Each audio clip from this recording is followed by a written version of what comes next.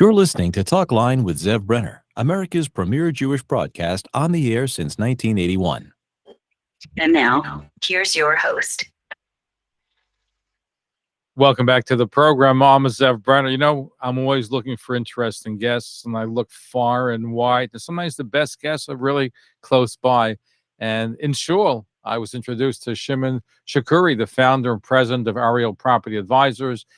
He oversees investment sales, capital services. He works with lots of different corporate clients.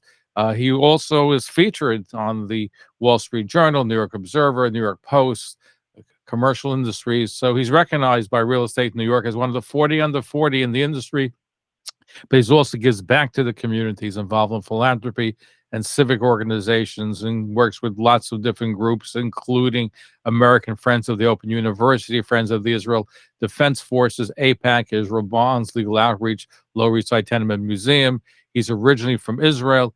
He lives in Manhattan with his family, and I was introduced to him, as I said, in Shul, of all places, and I'm grateful to Brian Cohen for making the introduction. So, Shimon, welcome to the program. Thank you for joining us.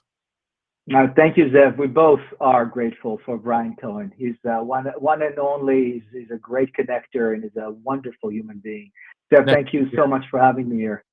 Thank you. What's nice is there are a lot of people involved in business, but you're also involved very much in the fabric of the Jewish community. You grew up in Israel. So tell us a little bit about your background. What makes you you? What makes you to be so involved also in the community? I guess it starts in Israel. Yeah, it all starts in Israel. My parents came to Israel from Iraq, actually, when they were teenagers. I grew up in an Iraqi family, did the army. And somewhere right after the army and doing my undergrad, one of my friends told me that if I do an MBA in one of the top schools in America, I can make a lot of money. And I liked that idea. At the time, they said, if you graduate, you're all set. You get $150,000 a year, which was $500,000 shekels. I thought it was great. So I figured I'll try to apply, and I did apply to several business schools, got into Wharton, and came here in '99. One of the things that I think is super important for us, and I mean the company Ariel Property Advisors, is to be a part of a community. I think that every business should do that, and frankly, it's one of the most satisfying reasons to exist in business, that you can be able to give back. But the giving back has to be focused as well, because there's so many causes and so many things you want to change in the world. You have to be focused on what you do as well as a business and as a person. So you're a philanthropist, you're involved in the community. So as you said, we're blessed with, we're a small community, but we're blessed probably with more organizations than the community. Every day I hear of a new organization. I'm sure you do too. They come knocking at your door. Right. And they say, Shimon, help us. So what is your criteria for choosing, say, I'm going to help this group as opposed to another group? It starts and ends with the people that you're involved with and with your thought process about where you can make the most difference. I think what made the most difference in my life, and where my parents encouraged me and my siblings to do, is get educated. So we're really focused. One of the focuses that we have is in education. And my family and I started a scholarship program at the Open University of Israel about 10 years ago. Unfortunately, my brother passed away at the age of 38. And he and I, thank you. He and I both went to the Open University, and we established a scholarship after his name, Guy Shkury. And what we do is we figure there are people in the Open University that are super smart, that are students that have achieved a lot. They're distinction students, but they cannot finish their schooling because they don't have the means to do that. And that's where we come in. If you are a distinguished student that cannot finish up, we'll pay for the second half of your tuition. For the last, for the second half of your tuition, within that criteria, we've given about 5 to 10 scholarships a year over the past 10 years, close to 100 people. That's one of the things that I feel makes a real difference in people's lives. That's one of the things that we do. I also am very grateful for the soldiers, the Israeli soldiers that protect us as a nation and as Jews around the world. And that's why you mentioned the FIDF. And I think you also mentioned Belev Echad. And these are two great organizations that really support our soldiers in Israel. So these are important things for us. Shimon, I neglected to mention that you were a lieutenant in the Israeli Defense Forces. I was. I had a 5-year career in the Israeli army, and I'm very grateful for that as well. Like the mistakes you make as a leader at the age of 20 plus teach you a lot about life. So it's been a great experience. Tell us, because a lot of people to the IDF, the Israeli Defense Force, aside from protecting Israel, they get a lot of training. Some go into high tech, and they get that training in the Israeli army. Did the Israeli army prepare you for civilian life, for being a leader, let's say, and working with the public and also with Jewish organizations? Yeah, I think that's a great observation. The officers training it's all about leadership. It's all about time management. It's all about, when you're really a kid, 19, 20 years old, and you go through officers training, you learn tools that services you in life. And then you go and you have to manage or lead people on a daily basis. And again, they're maybe a year, maybe 2 years younger than you. So you're supposed to lead peers, throughout that. And I think that the Army gives that the best training possible. I think today's Army is very different or somewhat different than when I was there, because you mentioned tech. And I think that today's ability to get into the elite units that do technology, not just fighting, is super important for some people and gives a stepping stone to many of our Israeli entrepreneurs and technology companies. As you know, it's a very lucrative way. And I think that's a beautiful thing that Israel has. It encourages our younger people to go into the Army and to be their best. I like that. What are some of your challenges running a big company, involved international finance? I'm sure, like any industry, you have ups and downs. What do you find that has been your biggest challenge?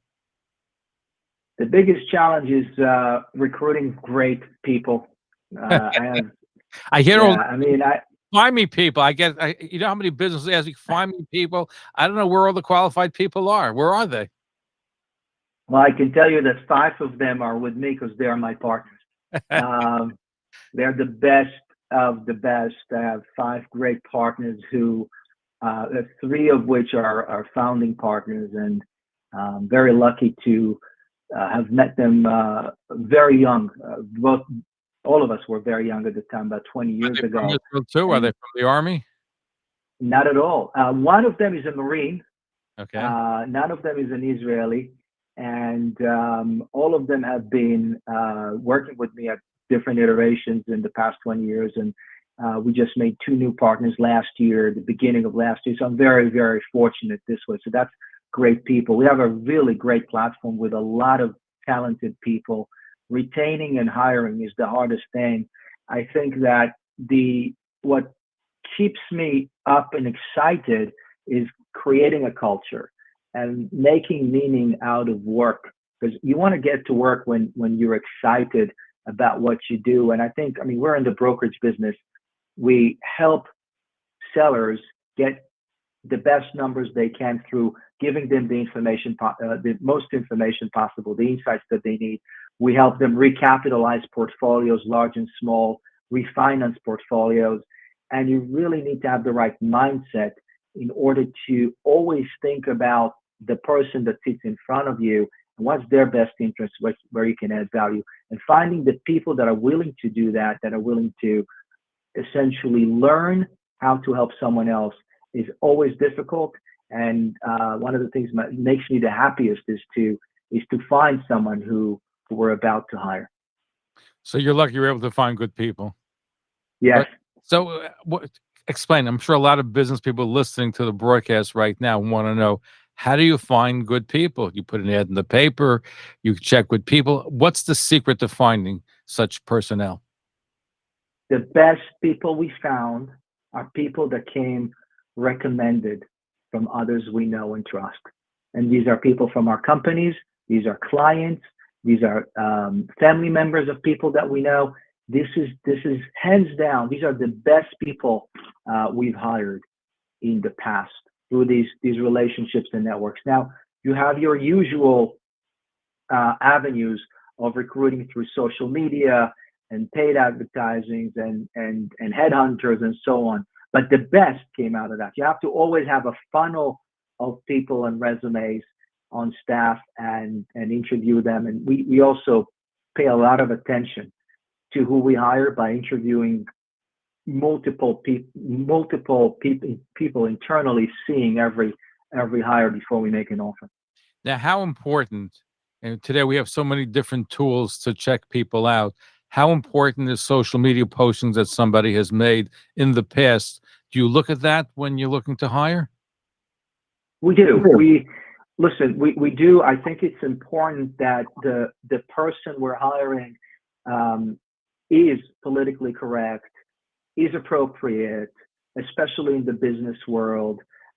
You are completely entitled to have your opinions and advertise them and so on, but we want to make sure that you're delicate enough and sensitive enough to the world we live in. And I think that's important today. When you say politically correct, define, what do you mean? What kind of viewpoint are you looking for them to have or espouse, at least in your sphere? I'm looking for one thing: respectful discussions. So I want to say whatever their opinion is fine with us, but I want it to be respectful to everybody, not disparaging. That's the most important thing. I mean, our values start with commitment and accountability and working together. And if you're going to work as a team member, you're going to have a lot of different opinions and a lot of different people. And the most important thing, I think, for us is to have team members who are respectful for others, even though their opinions might differ than theirs. That makes sense. So they can have their opinion, but they can't share it in the boardroom. They can definitely share it in the boardroom in a respectful manner. Okay. So then that's not politically correct, but as long as they're tolerant of other people.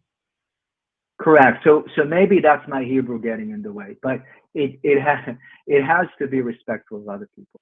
So you can be Republican, Democrat, left wing, right wing. Oh yeah. Yeah, but as long as you're tolerant and able to work with other people that may have different points of view. Absolutely. If you ever I'm sending you to the Congress immediately. What's that? I said, if you were able to solve that problem where people from opposing viewpoints can get along and work together, I'm sending you to the United States Congress immediately. They need your help. No thanks.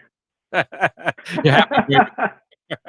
I'm very happy where I am. I think that the world, the conversation today is extremely extreme, right? I mean, it's either you're left or you're right, and it's not. I hope that we'll be more tolerant of each other, no matter where we are on the map. There's this great book that I don't think was translated yet, by Micha Goodman. It's called Mahapechat HaKeshev, the revolution of attention. And he talks about how social media has changed a lot of our political views and in general, how we view the world, our biases, specifically in the past 10 years. And I think it's a fascinating book, and it really opened my eyes to a lot of my own biases. I also read this the other day, the book of Adam Grant called Think Again about our biases and how we perceive certain things. And I think we all have to be a lot more open-minded and open in general to other people's views. We will benefit from that. No, I agree with you, but unfortunately, we live in very partisan politics. So let me ask you this question. You're an proud Jew, member of the Jewish community. You give a lot of Jewish causes. You probably have seen in the time that you're here, I think, for how many years? About 23. 20 years. So you're seeing in the 23 years, you've seen a growth of anti-Semitism, a growth of anti-Israel sentiment. Do you long to go back to Israel? I know a lot of American Jews are starting to feel uncomfortable, and you've had record amounts of Aliyah. You've originally come from Israel. Did you ever consider going back to Israel because of what's happening here? For me personally, I think, and some people like me, being an ambassador here is more important than going back to Israel.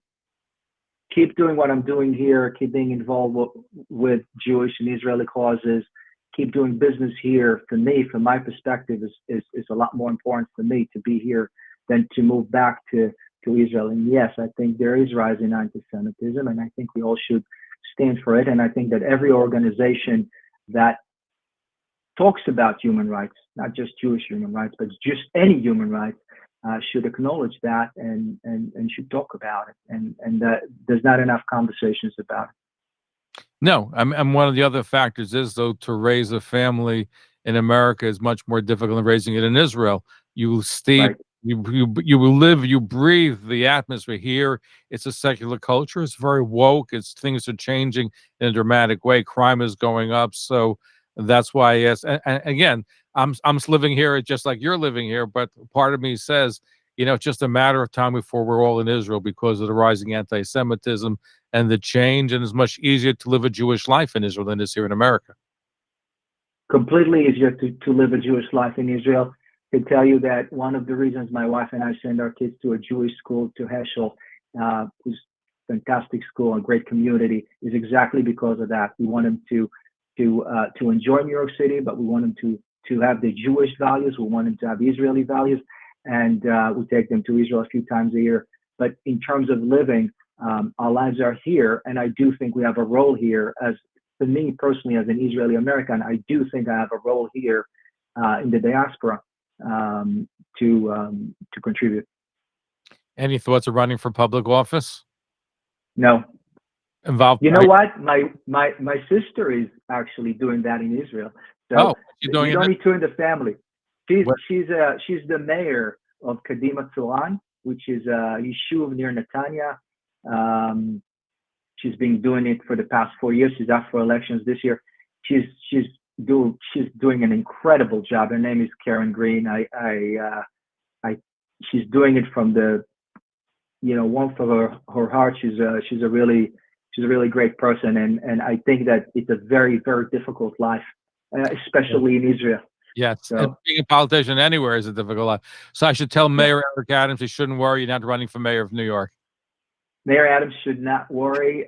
Actually, one of the things you should know is that we have an event called Coffee and Taproot that we do twice a year. We invite people to speak.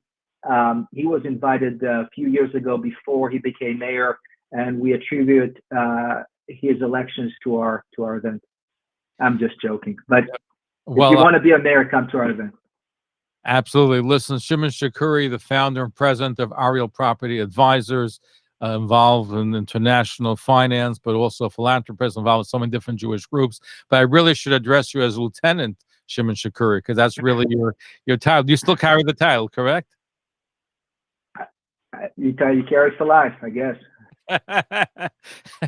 Anyway, thank you for joining us. Look forward to having you back, and keep up the wonderful work that you're doing. Thank you for being part of our show. Thank you so much, Zev. Thanks for having me. Thank you. Thank you for tuning in to Talkline with Zev Brenner, America's premier Jewish broadcast, the pulse beat of the Jewish community. For continuous Jewish programs, TalklineNetwork.com, or our 24-hour-a-day listen line at 641-741-0389.